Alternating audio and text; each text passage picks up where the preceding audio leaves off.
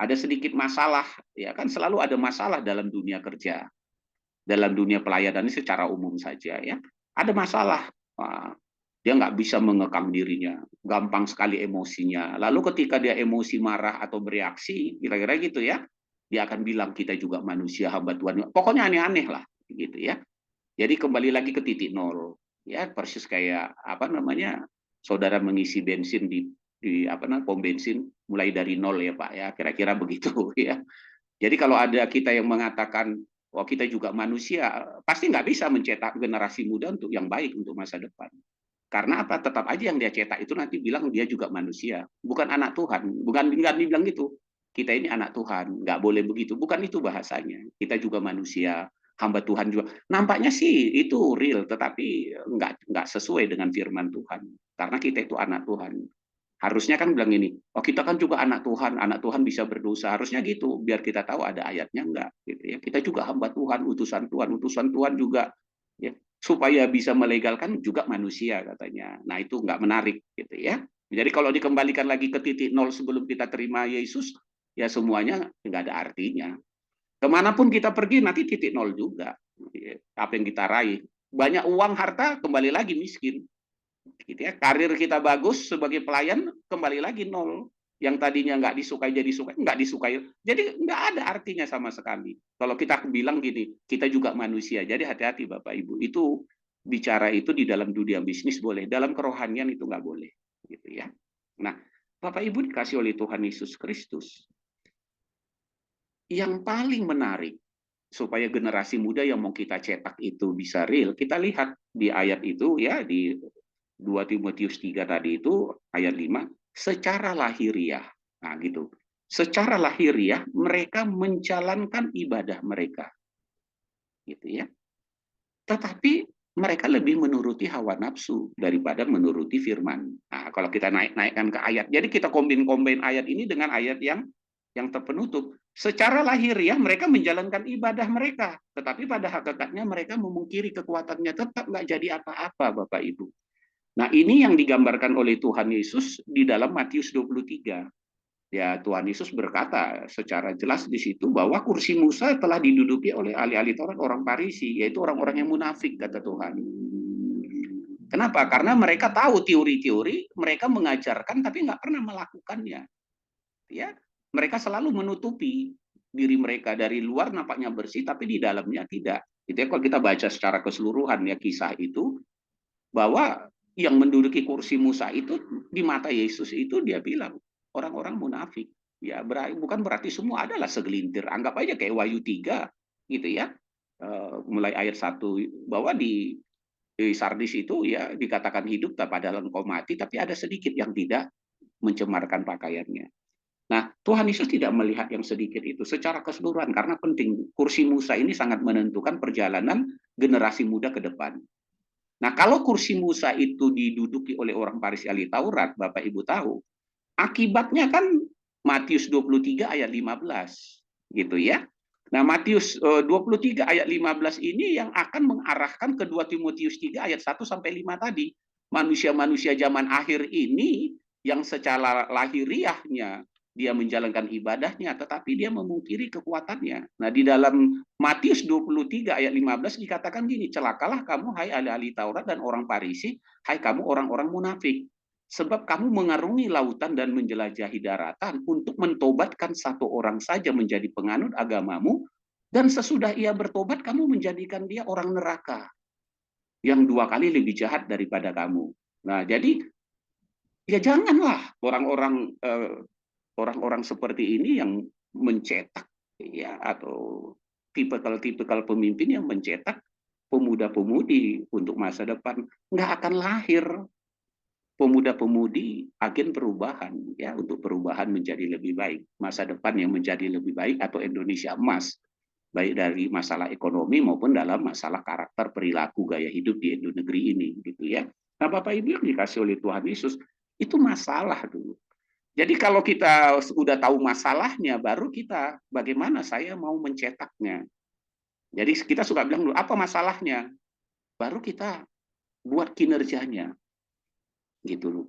Kalau kita buat sebuah kinerja tanpa menyorot masalahnya, Bisa-bisa aja, tetapi kan apa yang kita lakukan itu alasannya apa, Pak? Alasannya apa, Pak? Gini, kenapa nggak Bapak jelaskan dulu masalahnya, gitu loh, supaya saya tahu kenapa kita kerjakan ini satu, dua, tiga, empat ini. Nah, kan orang kan tanya begitu, Pak. Biasanya gitu. Jadi masalahnya dulu kita paparkan, ya, baru mau kemana kita bawa.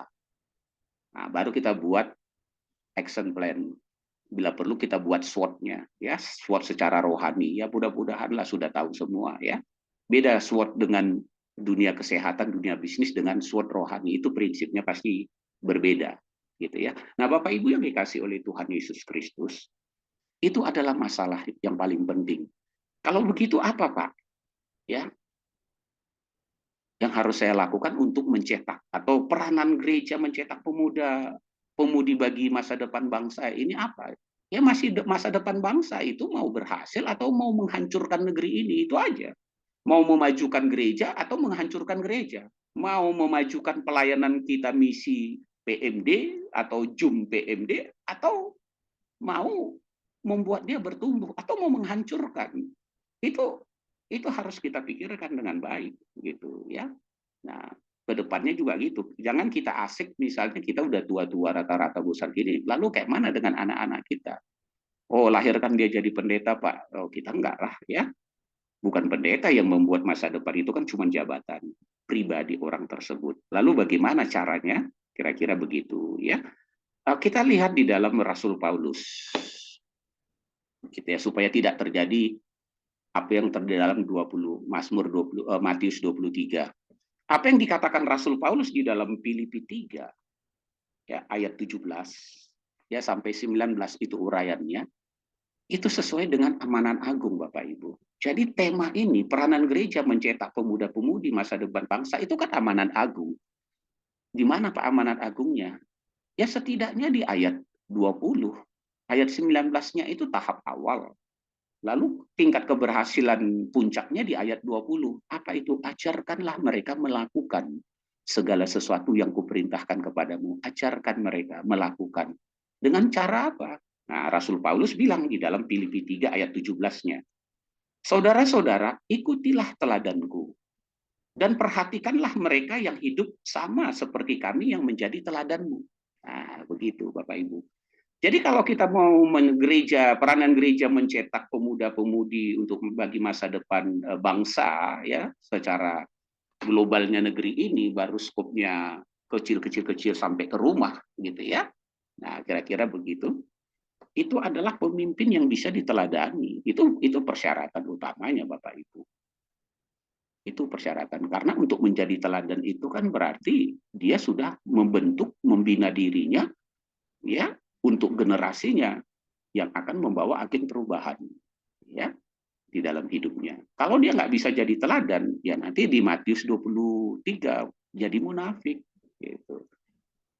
Mencetak juga, tapi mencetaknya ya orang-orang yang ya kita katakan maaf kata misalnya kalau hanya mengandalkan institusi gitu ya tanpa bukan nggak ada maksud meremehkan institusi, ada S1, ada S2, ada S3 gitu ya. Tetapi dalam dunia kedokteran jadi akhirnya bilang, wah dia penyakitnya penyakit ya misalnya kita katakan penyakit hubungan seksual ya sipilis S1, S2, wah itu derajatnya jadi tinggi kita bilang gitu itu mah ya. Jadi gelar itu malah menunjukkan tingkat beratnya. Stadium 1, stadium 2, stadium 3 kira-kira begitu. Jadi semakin tinggi malah makin parah kira-kira. Nah, jangan sampai seperti itu gitu. Makanya kan Rasul Paulus ini kan seorang yang terdidik gitu. Artinya dia orang kalau jangan sekarang dia seorang teolog kira-kira begitu ahli Taurat, murid dari Gamaliel, dididik dengan baik dengan ya pendidikan yang bagus. Tapi kan dia keliru sebelum terima Yesus. Dia orang yang ganas, dia yang jahat katanya. Tapi setelah Yesus dia berubah. Maka dia bilang ikutilah teladanku.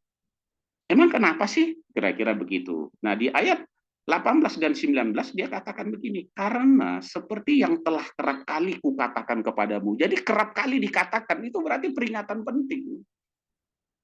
Seperti kerap kali ya saudara, atau istilah kerap kali. Jadi seringlah dia ucapkan itu, ya.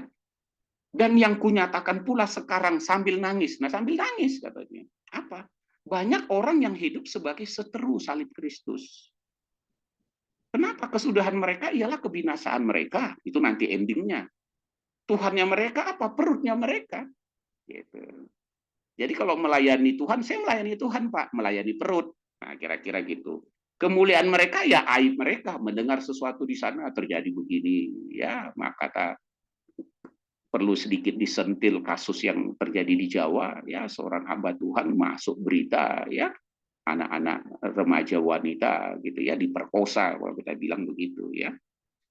Karena kan ya dibilang percabulan begitu ya, tapi itu kan pemerkosaan karena kekuatan dia sebagai rohaniawan. Ya lu anak-anak ya remaja gadis ini gitu ya yang harus dia jaga, digembalakan, harus dia jadi teladan dimakannya gitu ya.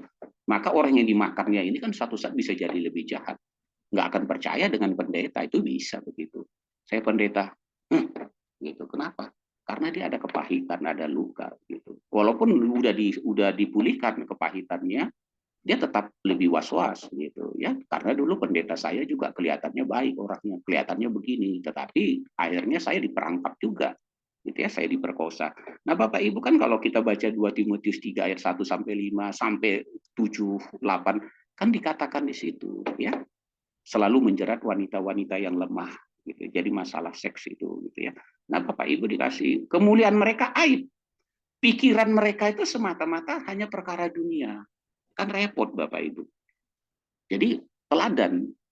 Jadi itu. Jadi bagaimana Pak peran gereja? Ya jadilah dulu teladan begitu aja. Kalau kita sudah jadi teladan nggak susah lah itu. Karena kita sendiri yang menjadi contohnya gitu ya. Sehingga kita bisa bilang gini, ya, lingkungan dalam mencetak dan mempengaruhi generasi penerus pemuda-pemudi bagi bangsa ini kan lingkungannya dan pengaruhnya di keluarga. Sebagai hamba Tuhan, keluarga hamba Tuhan bagaimana? Keluarga jemaat kita bagaimana? Terus gereja, ya gereja bagaimana?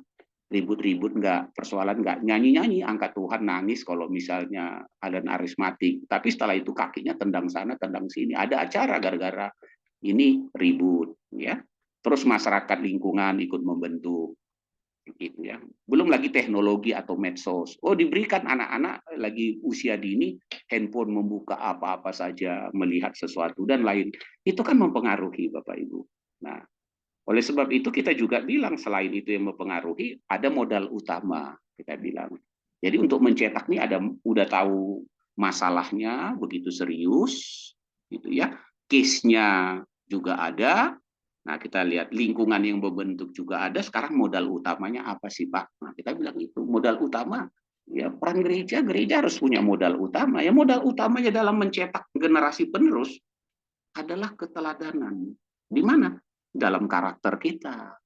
Itu modal utama. Dalam perilaku kita. Dalam peran kita dalam keluarga dan lingkungan. Bagaimana kita berperan dalam keluarga dan lingkungan.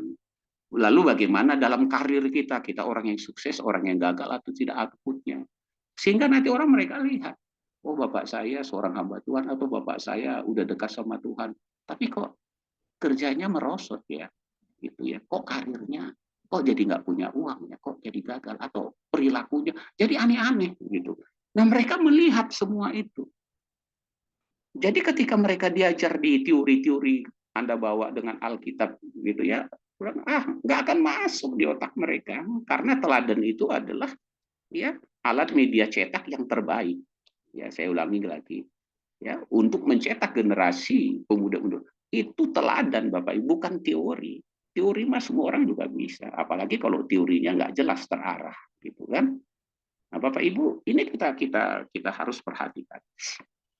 Nah, berarti dalam mencetak gitu, kita perhatikan ya satu udah tahu teladan, kita ajarkan firman. Jadi lebih mudah mengajarkan firman karena ada keteladanan hidup, gitu. Kadang-kadang kan ada orang mengajar firman, nggak usah orang lain tertawa mencibir, dirinya sendiri aja udah bisa mencibir dirinya sendiri. Misalnya gini, mereka mau lo mendengar, padahal kan saya begini, mereka nggak tahu aja, kira-kira kayak gitu ya. Dia diri sendiri mengetawakan dirinya dan mentertawakan orang yang mendengar dia lagi malah gitu. Kok mau mereka mau saya ajar ya, kan gitu ya.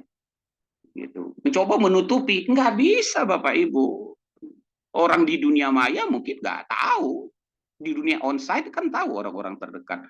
Tuhan tahu, iblis juga tahu. Sehingga apa yang mau kita kerjakan nanti akan kita tuai hasilnya, gitu ya.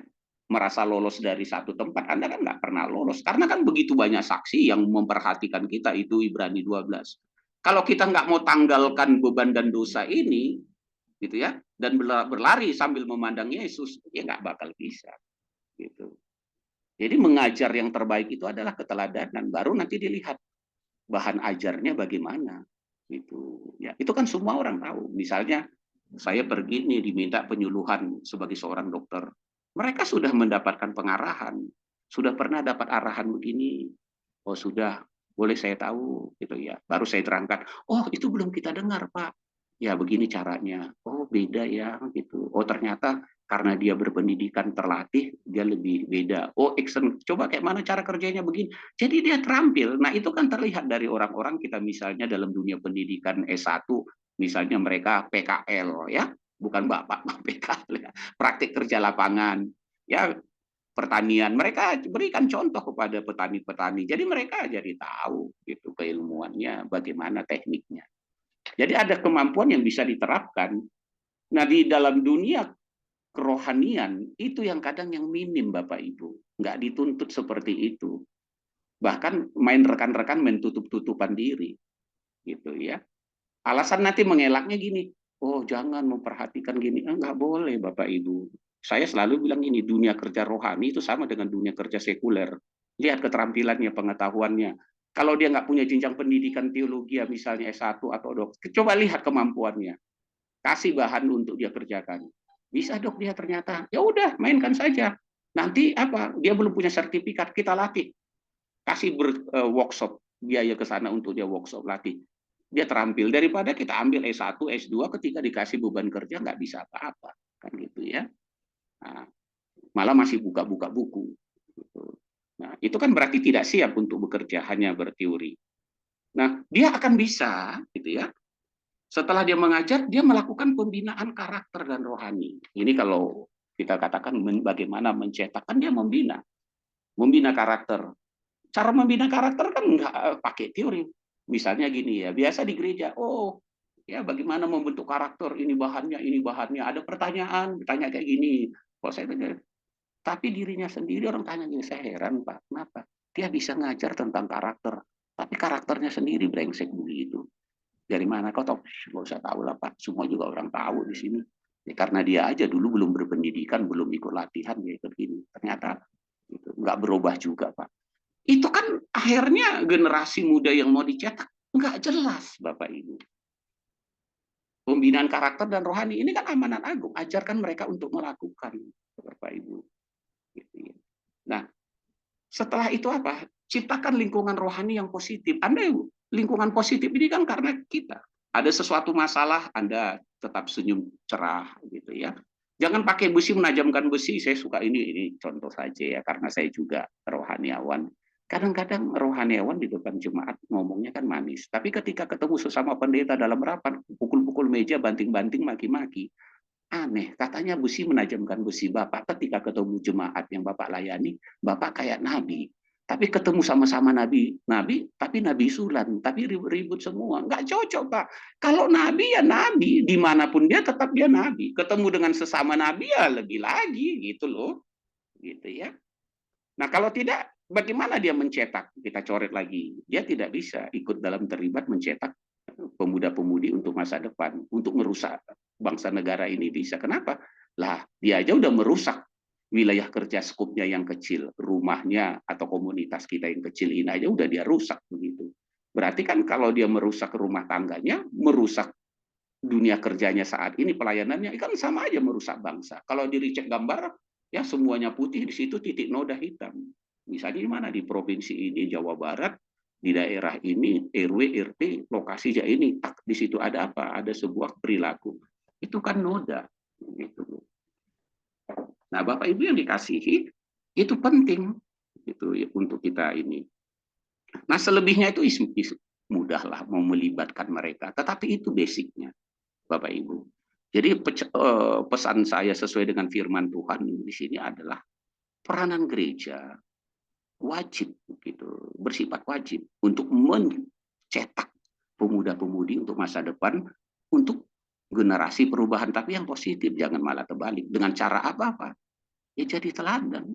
Teladan kita jadi teladan di generasi kita. Walaupun di generasi kita waktu muda enggak, ya di generasi tua kita enggak. Kan aneh misal gini. Orang kenal itu apa? Itu Pak Dokter Saud. Ya dia melayani dari muda, dari SMA. Terus dia kuliah kedokteran, terus dia gini. Sekarang kayak gini. Oh merosot Pak, menurun. Dulu memang baik, tapi sekarang brengsek. Enggak benar juga. Makanya sebagai penutup Bapak Ibu, gitu ya. Kita lihat di dalam Pengkhotbah 7 ayat 8. Nah ini penting nih, gitu ya.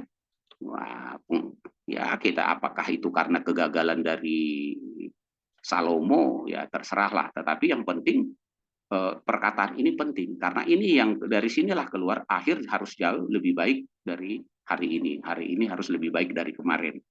Ya ayat Pengkhotbah 7 ayat 8 ya, bagian A-nya saja. Akhir suatu hal lebih baik daripada awalnya. Nah, itu. Ya, jadi generasi muda pun kita tanamkan seperti itu supaya mereka menjadi generasi membawa perubahan itu yang semakin lama semakin baik, bukan semakin menurun. Nah, bagaimana caranya, Pak? Ya mereka butuh teladan, itu ya. Keteladanan dari setiap pemimpin itu adalah firman Tuhan yang menjadi pondasi, firman Tuhan yang hidup di dalam para pemimpinnya, dan itu menjadi pondasi. Bukan firman yang kita katakan, oh firman Tuhan ada begini tercatat di sini, tetapi kita sendiri tidak ada di dalam situ. Itu nggak mungkin bisa mencetak, gitu.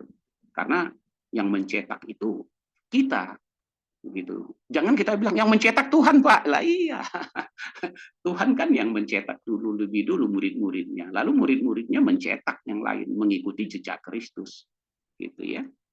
Memang harus seperti itu. Keteladanan itulah kita menjadi keteladanan dalam cetakan tersebut. Kiranya apa yang saya sampaikan ini bisa menjadi bahan diskusi kita bahwa peranan gereja mencetak pemuda-pemudi bagi masa depan bangsa itu memang diawali dari keteladanan hidup kita, para pemimpinnya yang mencetaknya atau menjadi utusan media Tuhan. Kalau keteladanan kita buruk seperti Matius 23, orang-orang yang munafik hanya punya ilmu teori, nggak bisa praktekkannya, nggak bisa tunjukkan buktinya, hasilnya ayat 15 lebih jahat. 2 Timotius 3 ayat 1 sampai 5 makin ramai. Mulai ramai di gereja, mulai ramai di rumah karena di dalamnya banyak orang munafik. Kalau teladannya bagus, ya kan? Makin banyak yang positif akan mempengaruhi. Terang-terang itu akan tumbuh. Jadi kita bisa pegang 2 Korintus 4 ayat 6 ya, dari dalam gelap terbit terang. Lalu dia menerangi, terbit lagi terang, menerangi lagi, terbit lagi terang. Maka bangsa ini makin lama menjadi baik, gitu ya. Rumah tangga menjadi lebih baik, pelayanan kita juga menjadi lebih baik. Kita bersatu dalam doa. Bapa di dalam nama Tuhan Yesus, terima kasih atas kebenaran firman-Mu bahwa kami semuanya yang hadir, kami memiliki peran untuk mencetak generasi pemuda-pemudi untuk bagi masa depan bangsa ini sebagai agen perubahan menjadi lebih baik, bukan merusaknya. Dengan menjadikan diri kami teladan. Karena kami sudah mengalami bagaimana Tuhan mencetak kami, gitu ya, dan kami berhasil. Baik melalui para pemimpin-pemimpin kami sebelumnya. Dan kami teruskan itu kepada orang-orang yang Tuhan percayakan kepada kami seperti yang dilakukan oleh Rasul Paulus. Dia mencetak generasi-generasi muda penerus untuk agen perubahan di era Timotius. Sehingga dia berkata kepada Timotius, latihlah dirimu beribadah. Gitu. Latihan ibadah memang bermanfaat, tapi latihan ibadah bermanfaat untuk hidup ini dan yang akan datang. Dan hasilnya adalah kamu akan menjadi teladan. Tidak ada seorang yang menganggap engkau rendah, walaupun engkau muda. Engkau menjadi teladan perkataanmu, kesucianmu, dan segala hal. Sehingga itu akan mempengaruhi generasi-generasi yang ada bersama dengan dia dan generasi penerus selanjutnya untuk mengisi sumber daya manusia bagi bangsa dan negara ini menjadi lebih baik. Agen perubahan pun terrealisasi di dalam Kristus. Baik masalah rohani maupun masalah keterampilan dan pengetahuan yang lain. Sehingga menjadi seorang orang profesional, dokter, insinyur, apapun keilmuan mereka, mereka adalah anak-anak Tuhan yang mempengaruhi bangsa ini bagi kemuliaan namamu. Dalam nama Tuhan Yesus. Amin.